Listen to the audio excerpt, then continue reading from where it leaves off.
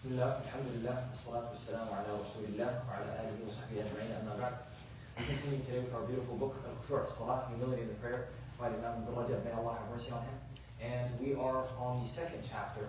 And today we're talking about specific actions that are conducive, that make the person have khushu' in the Salah.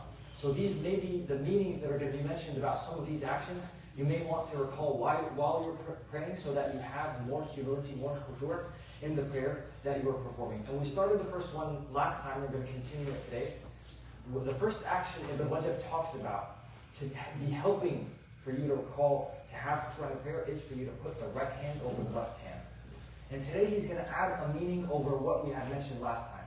Ibn Rajab is going to mention narrations where he tells us that on the day of judgment, you will be standing with your right over your left the same way that you are standing here in this world.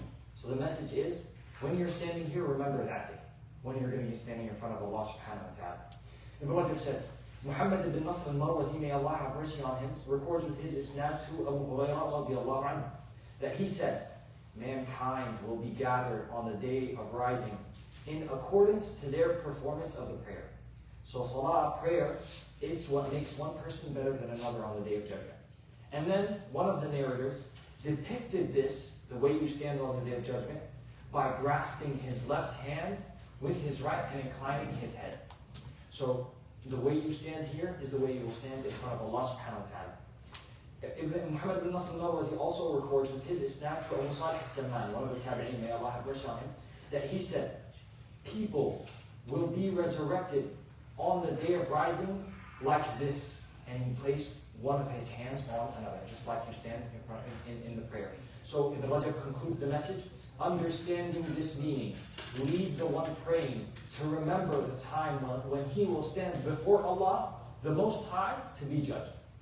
And the standing before Allah Azza wa Jal is something that there is a fear that should be put in the heart of the person for that time. And the Prophet ﷺ in Sahih Bukhari, he described the situation when he said, ما منكم إلا وسيكلمه ربه ليس بينه وبينه حجاب ولا ترجمان.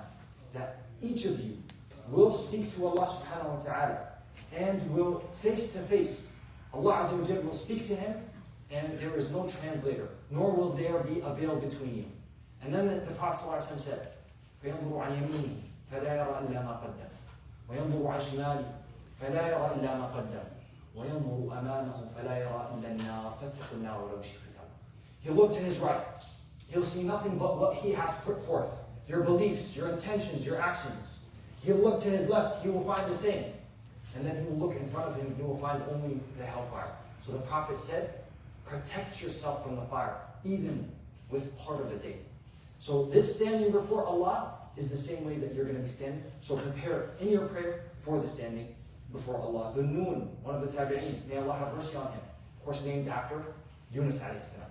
He said, he would say when describing the slaves of Allah, if only, and this is the description of the companions, how they would pray. Another statement regarding that. He said, if only you could see one of them when they stood for prayer, standing in their place of prayer, it would cross his mind that the place was the same, that it was the place in which Allah Azza wa Jalla would raise man to stand before the Lord of the world. So he pictures himself that it's as though I am standing in front of Allah subhanahu wa ta'ala, and you are standing before Allah in this prayer.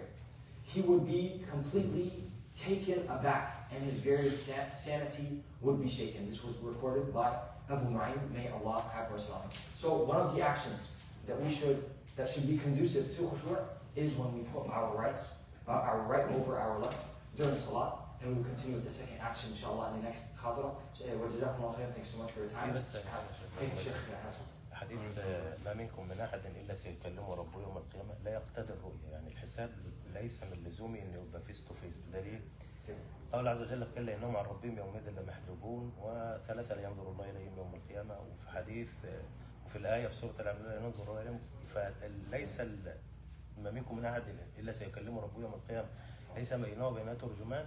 ده ليس مش دليل على انه لازم يكون فيس تو فيس، يعني بالظبط معلش نبه على So Sheikh, the position that Sheikh takes is that this hadith by itself is not independently an evidence that every person is going to speak to Allah face to face. Of course, the believers in paradise see Allah Azza wa Jal, and Shaykh, he's pointing to that. But this hadith independently does not indicate that at the time of judgment that you will be face to face with Allah subhanahu wa ta'ala. Of course, in paradise, the person will see Allah face to face. But this is a different situation. So is that الله يجزيك الخير.